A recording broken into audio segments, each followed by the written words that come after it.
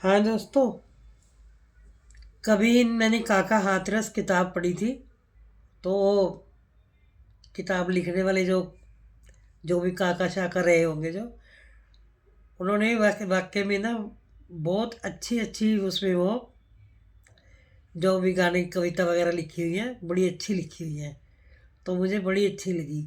उसमें क्या था कि एक उन्होंने लिखा कि एक कोई दुल्हन आई घर में। तो उसको जो था खाना बनाना वगैरह नहीं आता था। तो कैसे बताया उसने कि अधुनिका पत्नी मिली और पति के पड़ी नकेल, वाक शास्त्र में पास थी और पाक शास्त्र में फेल। मतलब उसे और काम तो आते थे, लेकिन खाना पीना नहीं उसे बनाना आता था। कि वाक शास्त्र में पास थी और पाक शास्त्र में फेल।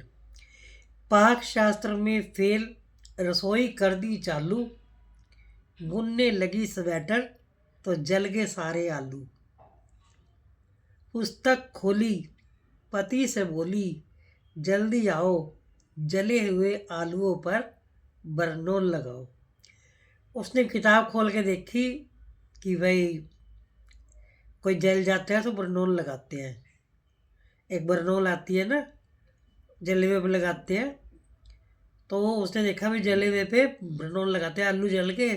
तो वो बोली कि इस पे आलूओं पे बरनोल लगा दो। तभी तो है नहीं ये। अधुनिका पत्नी मिली, पति के पड़ी नकेल, वाक शास्त्र में पास थी और पाक शास्त्र में फेल। पाक शास्त्र में फेल, रसोई कर दी चालू, बुनने लगी स्वेटर तो जल गए सारे आलू। पुस्तक खोली, पति से बोली, जल्दी आओ, जले हुए आलूओं पर बरनोल लगाओ। और एक पोयम उसमें जो थी, एक काका हाथरस ने जो लिखी है,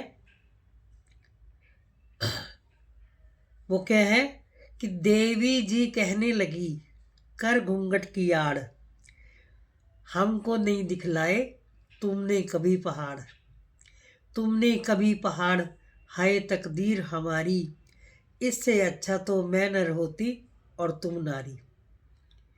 कह काका कबीराए, जोश तब हमको आया, मानचित्र भारत का लाकर उन्हें दिखाया।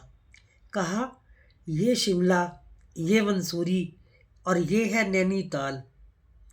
ये है नैनीताल, कहो घर बैठे बैठे, दिखला दिए पहाड़, बहादुर हैं हम कैसे। तो कह रहे हैं कि चाय पियो और बिस्कुट कुतरो, पहाड़ क्या है, चढ़ो चढ़ो फिर उतरो।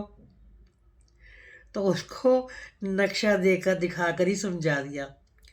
और एक एक और थी कविता काका कवि राय की, हाथरस जी की।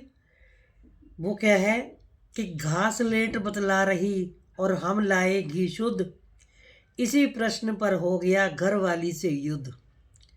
घर वाली से युद्ध, संभाला हमने डंडा, दो बेलन पड़ गए तो डंडा हो गया ठंडा।